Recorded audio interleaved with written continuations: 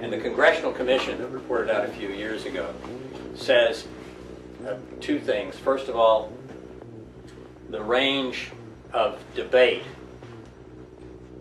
with respect to deaths during the first year after the electric grid goes down is between the people who think it is 90% casualty killed or only 2/3. That's the range of disagreement among the experts. Why? What are the casualties? They're not from the electromagnetic pulses. They're from the societal breakdown, from the starvation, from the lack of medicines, from all of that.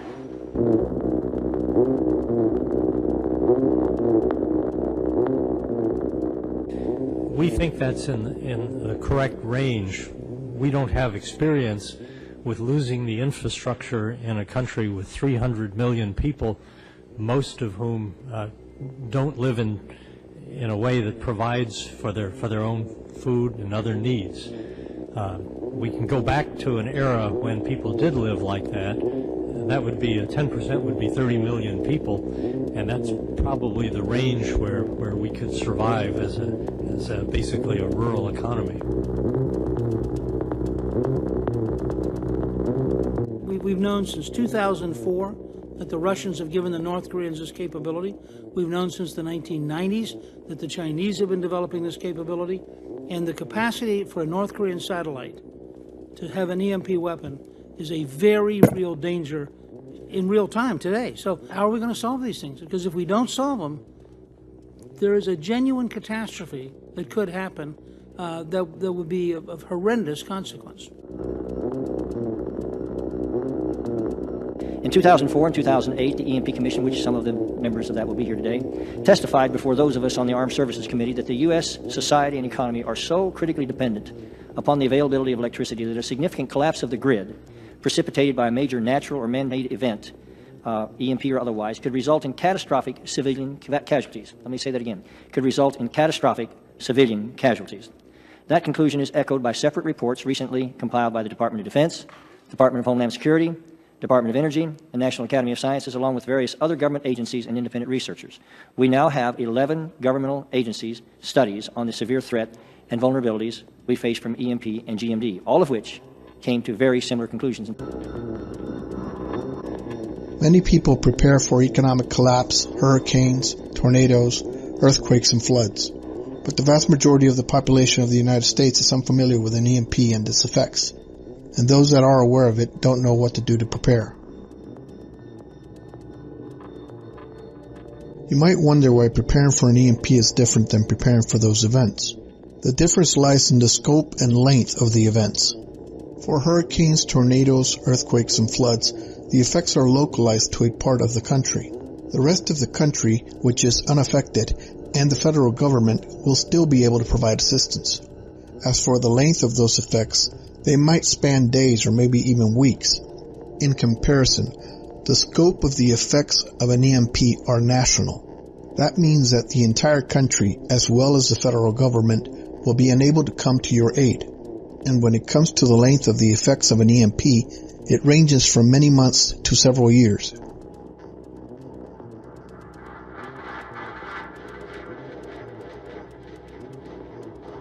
EMP stands for electromagnetic pulse. It is defined as, quote, an intense burst of electromagnetic energy caused by an abrupt, rapid acceleration of charged particles, unquote. To better understand it, think of an explosion. In an explosion, there's a shock wave of pressure and extreme heat that travels outward. When that wave interacts with particles in our atmosphere, you get an EMP. In the case of an EMP, the source of the explosion can be one of two things, the sun or a nuclear bomb. The sun is constantly exploding and generating energy waves that travel out into space. Most of the time, those waves miss us completely. Sometimes a small one will hit us and knock out our lights or scramble our radios or TVs for a bit. But once in a while, there's a direct hit from a large one. In that case, the EMP it creates in our atmosphere can do great damage worldwide. The good news is that either way, because it's coming from so far away, we typically have advance warning ranging anywhere from several hours to a couple of days. The second possible cause of an EMP is a nuclear bomb. Most of us are familiar with the effects that a nuclear bomb has when it detonates in a city. It kills everyone in it, knocks down buildings, and burns cars. But if that same nuclear bomb is instead detonated hundreds of miles in the sky, you get a very different effect. First, because it's so high up, the EMP it generates will cover a much wider area of land. Rather than just a city, it will cover many states or even the whole United States. Second, because it's detonated so high, it will not burn or damage people, buildings, or much else for that matter. What it will do is damage anything that uses electricity or has electronic components such as computers, cell phones, cars, and airplanes. What's worse is that it will also knock out our electricity nationwide. Now let's take a closer look at an EMP caused by a nuclear weapon, because unlike the one from the sun, this type of EMP has multiple components and can therefore cause more damage.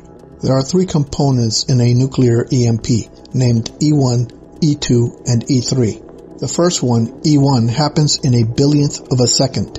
You might think of it as the leading edge of the EMP wave. E1 will instantly damage all kinds of electronics, from computers to cell phones, TVs, radios, and even those in cars and trucks. It will also damage the protective systems of electronic equipment. This will happen across the entire area covered by the EMP simultaneously. The second component, E2, lasts about the same as a lightning bolt, and while it's not quite as strong, it's spread across the entire EMP area again simultaneously. Normally, this part of an EMP would not cause too much damage because many systems have protection against lightning strikes. But because the E1 component knocks those protections out, E2 can cause further damage. The last component, E3, lasts longer than the first two and travels along long lines of conduction. In other words, electric lines or anything made of metal that is long and can carry electricity. In our case, we have approximately 160,000 miles of large capacity electric lines across the country. E3 will cause electricity to travel across these lines, perhaps damaging them before finally reaching the substations, where it will damage the thousands of very large transformers. Now let's talk about the electrical grid. There are several important things to know about the electrical grid and EMP. There are three grids that provide all electricity to the nation: the East Grid, the Texas Grid, and the West Grid. They are all interdependent. When one grid goes down, it requires help from another grid to come back up. That is assuming it is not damaged. There are thousands of very large transformers used throughout the thousands of substations nationwide, and they each take anywhere from 12 to 18 months to build. The worst part is that they're not built here, they're built overseas. Now here's the critical fact to understand. All of our national infrastructure depends on the electrical grid. Our oil and gas industry, our communications, water, banking and finance, transportation, emergency services, and government services all are dependent on the electrical grid. So what does that mean to our daily lives? Let's take a closer look. Our telecommunications all depend on electronics, computers, and electricity.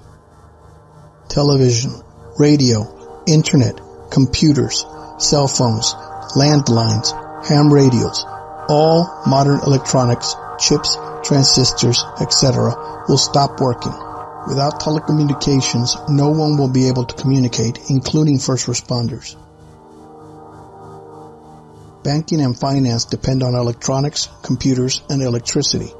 ATMs run on electricity. Bank branches use computers, so without electricity, they will shut down. Without banking, our economy will collapse and we will be unable to get our money out of the bank. Transportation depends on electronics, computers, and electricity. There are approximately 4,000 planes flying above the U.S. at any given time. That's about 500,000 people. About half of those planes have the ability to fly without electronics. For those, the pilots will have to immediately glide their planes and attempt to land anywhere they can. The other half will likely drop out of the sky. Most modern trains have electronics that control the flow of fuel for highest efficiency. Trains will come to a stop wherever they may be. Modern cars have dozens of electronic components and chips that regulate operations. Most cars will simply shut off and roll to a stop and will be unable to start again. We will be left stranded wherever we may be. Trucks will be affected the same way as cars. One thing to keep in mind is what trucks deliver. Everything. Food, fuel, water, and approximately 80% of all goods nationwide. The fuel and energy infrastructure depends on electronics, computers, and electricity. Refineries will not be able to process crude oil into gasoline, diesel, and other fuels. There are approximately 100 nuclear reactors in the U.S., 2 of which are in Texas. Nuclear reactors have emergency generators, but will they work after an EMP? Even if they do survive, they only have anywhere from 7 to 30 days of fuel left. What happens then? Nuclear meltdown. Gas stations depend on electronics, computers, and electricity. Gas pumps won't work without electricity. Even if your car does work after an EMP, gas stations will be closed and they cannot do business without electricity and computers. Food infrastructure depends on electronics, computers, and electricity. There are only 3 days worth of food on grocery store shelves. There will be no refrigeration due to lack of electricity, resulting in rapid food spoilage, and delivery trucks will not be able to replenish grocery store shortages. Most families have less than a week's worth of food at home, nor do they have the knowledge or skills to produce their own food. The government, such as FEMA, will be incapacitated, unable to communicate or transport help to those in need, which will be everyone. Water supply infrastructure depends on electronics, computers, and electricity. Water facilities require electricity to run pumps. Without electricity, water processing plants will shut down. Most towns use electric pumps to run water up to their gravity-drawn water towers. Once the water in those towers runs out, you will be out of water. People can only live approximately 3 days without water, yet most people do not know how to purify water to make it safe to drink. To make things worse, if this happens in the summer, most of the country will be without air conditioning. Emergency services depend on electronics, computers, and electricity. Police will be unable to receive 911 calls and will be unable to transport themselves to the communities to respond to the overwhelming number of emergencies that will occur. The fire department will be unable to receive 911 calls, will be unable to transport themselves to the fires that will be caused by the overloaded electrical transmission lines, blown transformers, and arson. EMS will be unable to receive 911 calls. They will also be unable to transport themselves to the overwhelming number of emergencies that will occur. All of these first responders will also have to decide if they will stay on duty or head home to help their own families. Prisons depend on electronics, computers, and electricity. They hold approximately 1 million prisoners. What will happen to them when there's no electricity, water, or food? Will they be released when the prison is no longer able to care for them, or will they be left to die? Hospitals depend on electronics, computers, and electricity. Backup generators will quickly run out of fuel. Without electricity, all those life-maintaining machines will stop working. Pharmacies depend on electronics, computers, and electricity.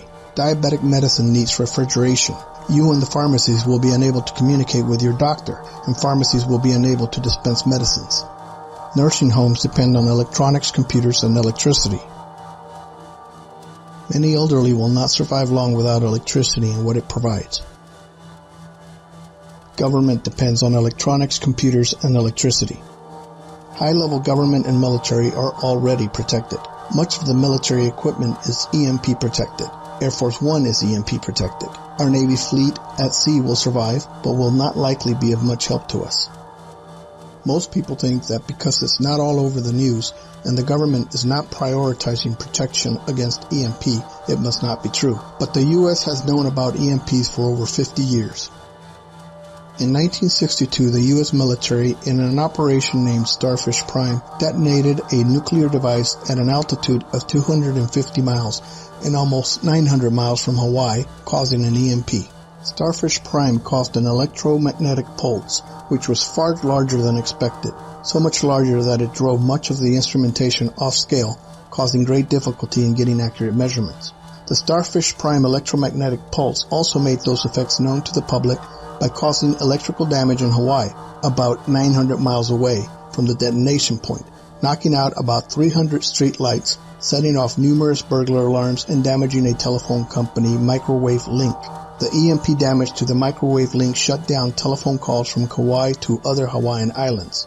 This was at a time before the widespread usage of electronic components like those today. The damage today would be catastrophic to our electronic-dependent society. So none of that infrastructure, services, or utilities will be available after an EMP. Some might last a couple of days, many will stop immediately. But what does that really mean to you? To know that, you have to place yourself in the middle of an EMP attack.